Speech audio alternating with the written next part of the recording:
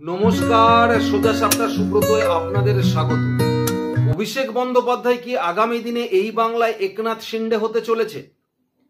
যদি হয়ও অবাক হওয়ার কোনো কারণ নেই। আপনাদের কি মনে হয় অবশ্যই আমাকে কমেন্টস বক্সে জানাবেন। কিন্তু বর্তমান কিছু রাজনৈতিক ঘটনা এবং এই বাংলার রাজনীতির পারিপার্শ্বিক অবস্থা দেখে আমার নিজের মধ্যে কিছু উপলব্ধি জন্মেছে।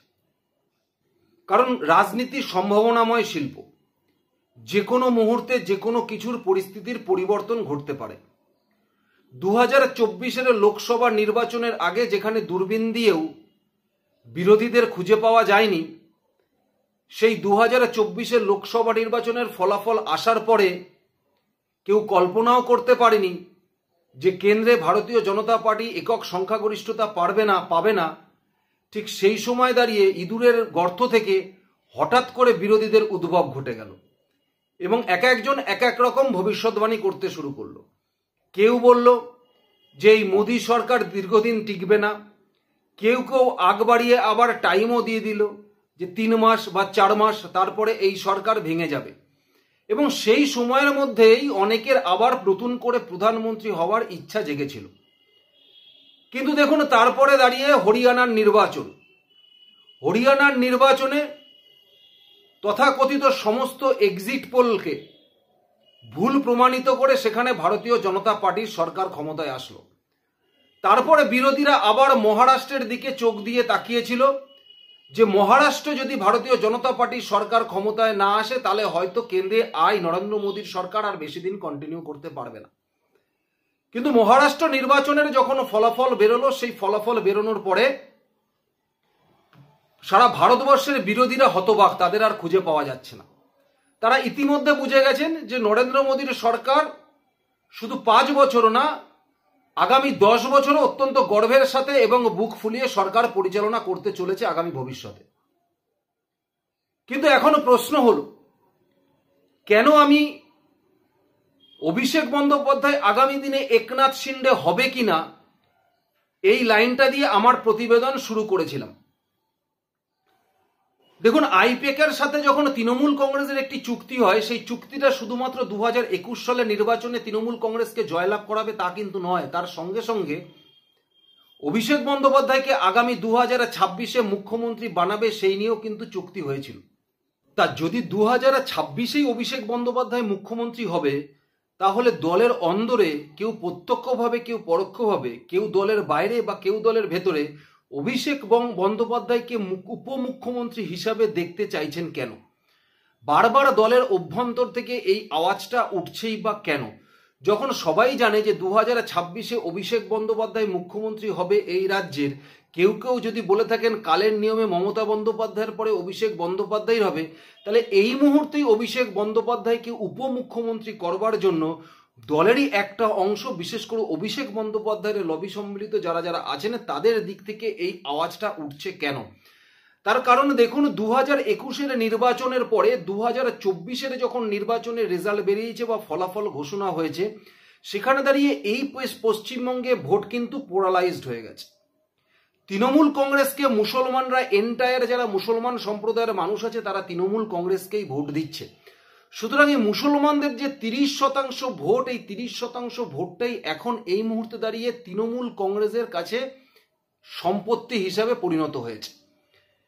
কিন্তু আগামী দিনে যত দিন যাবে, সেখানে দাঁড়িয়ে এই মুসলমান ভোটারের সংখ্যা কিন্তু দিন দিন লাফিয়ে লাফিয়ে বাড়বে এবং আগামী 2026-এ এই মুসলমান ভোটারের সংখ্যাটা কিন্তু আর 30%-এ আটকে থাকবে না। যখন 2025 সালে জনগণনা বেরোবে, তখন দেখবেন পশ্চিমবঙ্গে এই ভোটের পরিসংখ্যাটা না হলেও 34 থেকে 35% গিয়ে দাঁড়িয়ে থাকবে। সুতরাং মুসলমানদের কাছেই যদি একটা সরকারকে ক্ষমতায় নিয়ে আসার জন্য পর্যাপ্ত পরিমাণ ক্ষমতা বা শক্তি থাকে, তাহলে উপমুখ্যমন্ত্রী হিসাবে মুসলমানরা কেন তাদের প্রতিনিধিকে বসাবে না এই রাজ্যে? এই প্রশ্নটা কিন্তু 2026-এ উঠে যাবে। এটা এই মুহূর্তে দাঁড়িয়ে অভিষেক বন্দ্যোপাধ্যায় খুব ভালো করে বুঝতে পারছেন এবং তার সঙ্গে সঙ্গে মমতা বন্দ্যোপাধ্যায় এটা উপলব্ধি করেছেন যে এই মুহূর্তে যদি অভিষেক বন্দ্যোপাধ্যায়কে তিনি উপমুখ্যমন্ত্রী করেন, তাহলে কোনো একটা ক্ষেত্রে তার দলের আভ্যন্তরে বা দলের ভেতরে যত সিনিয়র নেতৃত্ব আছে, সিনিয়র নেতৃত্ব বলতে আর কোনো নেতৃত্বের গুরুত্ব আছে বলে মনে হয় না যতটা ফিরহাদ হাকিমের আছে। কারণ ফিরহাদ হাকিম যে সম্প্রদায়ের মানুষ, সেই সম্প্রদায়ের অধিকাংশ ভোটেই কিন্তু তৃণমূল কংগ্রেস ক্ষমতায় রয়েছে। কারণ কিছুদিন আগে আমরা যখন অভিষেক বন্দ্যোপাধ্যায়কে পুলিশ মন্ত্রী বা উপমুখ্যমন্ত্রী হিসেবে তৃণমূল কংগ্রেসের বিধায়ক হুমায়ুন কবিরের মুখ থেকে বেরিয়েছিল, সেই সময় দাঁড়িয়ে কিন্তু সবার প্রথম ফিরহাদ হাকিমকেই বলতে শোনা গেছে যে মমতা বন্দ্যোপাধ্যায় একাই সব সামলাতে পারে, মমতা বন্দ্যোপাধ্যায় ছবি রেখে কেউ জিতে এসে দেখা। সুতরাং এটা মমতা বন্দ্যোপাধ্যায় খুব ভালো করে বুঝতে পেরেছেন। তাই গতকাল কালীঘাটের বৈঠকে মমতা বন্দ্যোপাধ্যায় খুব সুচিন্তিতভাবে অভিষেক বন্দ্যোপাধ্যায়কে সাইডে রেখে দিয়ে যত তার পুরনো দিনের নেতৃত্বরা আছে তাদেরকেই কিন্তু সামনের সারিতে রেখেছে। এবং এটাও তিনি কালীঘাটে বসে এটাও তিনি স্পষ্টভাবে বলে দিয়েছে যে 2026 অব্দি তিনিই থাকছেন এবং তিনিই চালনা করবেন। একদিকে যেমন এই জিনিসটা হচ্ছে, তার সঙ্গে সঙ্গে দেখবেন এই মহারাষ্ট্রের নির্বাচনের পরে কোথাও একটা তৃণমূল কংগ্রেস কিন্তু অনুভব করতে পেরেছে যে এইবার ভারতীয় জনতা পার্টি কিন্তু পশ্চিমবঙ্গে অল আউট ঝাঁপাবে এবং সিবিআই এবং ইডির হাতে যে কাজগুলো বা যে কেসগুলো ঝুলন্ত অবস্থায় রয়েছে, সেই কেসগুলো নিয়ে ইডি কিন্তু এবারে ভালোভাবে তদন্তে নামবে পশ্চিমবঙ্গে। এবং যে কটা কেস ইডি এবং সিবিআই এর হাতে আছে তার মাথা কিন্তু ঘুরে ফিরে সেই কালীঘাটের মধ্যমণির দিকেই যায়। সুতরাং সেখানে দাঁড়িয়ে ভাইপোকে বাঁচানোর জন্য মমতা বন্দ্যোপাধ্যায় যেমন ভাইপোকে সরিয়ে রাখলেন কোথাও একটা জায়গা থেকে, এটা একটা ইন্ডিকেশন দিয়ে রাখলেন যে আমার সাথে ভাইপোর সেই আড়াআড়ি রয়েছে, আমার সাথে ভাইপোর একটা বিভেদ তৈরি হয়েছে, যাতে পরবর্তীকালে কেন্দ্রীয় নেতৃত্বর কাছে এই বার্তাটা যেতে পারে যে পিসি আর ভাইপোর মধ্যে কিন্তু বিরোধ আবার শুরু হয়েছে। সুতরাং দলের অভ্যন্তরে যা বিরোধ তৈরি হয়েছে সেক্ষেত্রে কিন্তু ভাইপো আগামী দিনে দল ছেড়েও বেরিয়ে যেতে পারে। আর তৃণমূল কংগ্রেস যে আশঙ্কা করেছে যে এই মুহূর্তে পশ্চিমবঙ্গে অল আউট ভারতীয় জনতা পার্টি ঝাঁপাবে, ইডি সিবিআই ঝাঁপাবে, তাদের কেসগুলো নিয়ে নাড়চাড় করবে, এটা বুঝতে পেরেই কিন্তু দেখুন মহারাষ্ট্রের নির্বাচনের রেজাল্ট বেরোনোর পরেই যে কয়লা কেসে সিবিআই চার্জ গঠন হবে, ঠিক সেই সময় দাঁড়িয়ে যতজনকে আদালতে তোলার কথা সবাইকে তুলবে, এমনকি বিনয় মিশ্রর ভাইকেও আদালতে তোলার কথা ছিল।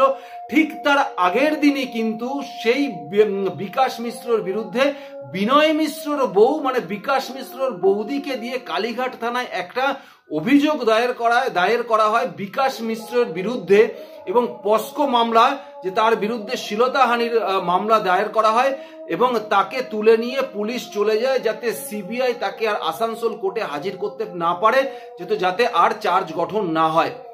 কারণ চার্জ গঠন হয়ে গেলেই তারপরে শুনানি শুরু হবে। চার্জশিট পেশ হয়ে গেছে, চার্জ গঠন হবে, এবারে শুনানি শুরু হবে। এবং কোথাও একটা তৃণমূল কংগ্রেসের কাছে, বিশেষ করে এই সেকেন্ড ইন কমান্ডের কাছে খবর ছিল যে বিকাশ মিশ্র, কারণ জানেন বিনয় মিশ্র একদা অভিষেক বন্দ্যোপাধ্যায়ের খুব ঘনিষ্ঠ ছিল, এমনকি তার কমিটিতেও ছিল।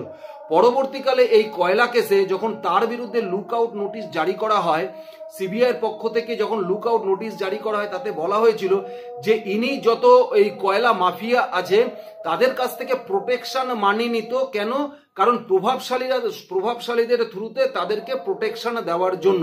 পরবর্তীকালে তিনি পাসপোর্ট সারেন্ডার করে ভানুয়াতুলায় চলে যায়, সেখানে গিয়ে সেখানকার বাসিন্দা হয়েছে এবং ভারতের সরকারের সাথে ভানুয়াতুলার প্রত্যর্পণ চুক্তি নেই বলে সেই বিনয় মিশ্রকে এখানে আনা সম্ভব হয়নি। তারপরে বিকাশ মিশ্র গ্রেপ্তার হয়েছে। এখনো অবধি সপ্তাহে একদিন করে সিবিআই এর কাছে তিনি হাজিরা দেন কোর্টের নির্দেশ মতো। সেই বিকাশ মিশ্র যাতে কোর্টে হাজির হতে না পারে বা বিকাশ মিশ্র সিবিআই এর কাছে যদি মানে সরকারি সাক্ষী না হতে পারে, তাই সেই জন্য বিকাশ মিশ্রর বিরুদ্ধে একটা মিথ্যে কেস দিয়ে এই পশ্চিমবঙ্গের পুলিশ, বিশেষ করে কালীঘাট থানা, তাকে তুলে নেওয়া হলো যাতে দীর্ঘদিন তাকে আটকে রাখা যায়। একদিকে তাকে দীর্ঘদিন আটকে রাখবে যাতে এই কেসটা ঝুলে থাকবে, যাতে কয়লা কেসে বা কয়লা মামলায় যাতে চার্জ গঠন না হয়, কারণ 50 জনের বিরুদ্ধে চার্জ গঠন করতে চলেছে সিবিআই।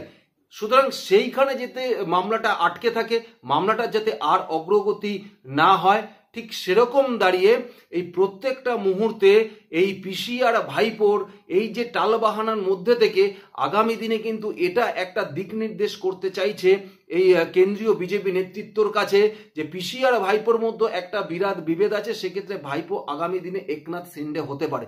দেখুন, পশ্চিমবঙ্গের এই মুহূর্তে যা জনবিন্যাস দাঁড়িয়েছে, সেখানে দাঁড়িয়ে এখনই একটা দলের জয়ের জায়গা নির্ধারণ করে একটা শ্রেণীর ভোটার, সেটা হচ্ছে সংখ্যালঘু যারা মুসলিম সম্প্রদায়ের মানুষ আছে, তারা নির্ধারণ করছে যে তৃণমূল কংগ্রেস তাই জিতছে। তাই 2026 সালে তাদের সংখ্যাটা এমন জায়গায় গিয়ে দাঁড়াবে, সুতরাং তারা চাইবে তবে তৃণমূল কংগ্রেস জিতবে। যদি সংখ্যালঘুরা বা মুসলিমরাই তৃণমূল কংগ্রেসকে বারবার জয়লাভ করায়, তাহলে তারা আগামী দিনে 2026 সালে ডিমান্ড করবেই যে উপমুখ্যমন্ত্রী হিসাবে আমাদের সম্প্রদায়ের মধ্যে থেকে একজনকে বসানো হোক। সেক্ষেত্রে ফিরহাদ হাকিমকেই তারা প্রজেক্ট করতে চলেছে, আর এটা অভিষেক বন্দ্যোপাধ্যায় এই মুহূর্তে দাঁড়িয়ে খুব ভালো করে বুঝে গেছে। তাই যদি পিসি এই মুহূর্তে তাকে উপমুখ্যমন্ত্রী না করেছে, তাহলে আগামী 2026-এ গিয়েও তাকে মমতা বন্দ্যোপাধ্যায় মুখ্যমন্ত্রী করতে পারবে বলে অন্তত মনে হয় না। এটা অভিষেক বন্দ্যোপাধ্যায় খুব ভালো করে বুঝে গেছে। সুতরাং সেই মুহূর্তে গিয়ে অভিষেক বন্দ্যোপাধ্যায়ের কাছে একটাই রাস্তা খোলা থাকবে, এই বাংলায় একনাথ শিন্ডে হওয়ার একমাত্র একটা রাস্তাই খোলা থাকবে। আর মহারাষ্ট্র নির্বাচনের পরে যেভাবে ভারতীয় জনতা পার্টি এই রাজ্যে ঝাঁপাতে চলেছেন এবং ইডি আর সিবিআই যে কেসগুলো নিয়ে ঝুলে আছে, সেই কেসগুলো যদি সঠিকভাবে সবকটার চার্জ গঠন হয় এবং তারপরে শুনানি শুরু হয়, সেক্ষেত্রে ভাইপোর তিহার যাত্রা কিন্তু নিশ্চিত হতে চলেছে। সুতরাং ভাইপোকেই ঠিক করতে হবে আগামী দিনে তিনি কি করতে চলেছেন। সুতরাং ওই যে আগে বললাম, রাজনীতির সম্ভাবনাময় শিল্প, যে কোনো পরিস্থিতিতে যা কিছু হতে পারে। আপনাদের কি মনে হয় পশ্চিমবঙ্গে আগামী দিনে কি হতে চলেছে? পারবেন অভিষেক বন্দ্যোপাধ্যায় মুখ্যমন্ত্রী হতে? পারবেন ফিরহাদ হাকিমকে টপকে অভিষেক বন্দ্যোপাধ্যায় আগামী দিনে 2026-এ যদি তৃণমূল কংগ্রেস ক্ষমতায় আসে তাহলে মুখ্যমন্ত্রী হতে? আপনাদের কি মনে হয়? আমার তো মনে হয় জীবনেও পারবে না, কোনোদিনই সেটা সম্ভব হবে না আর অভিষেক বন্দ্যোপাধ্যায়ের কাছে। আপনাদের কি মনে হয়? অবশ্যই আমাকে কমেন্টস বক্সে জানাবেন। ধন্যবাদ, নমস্কার।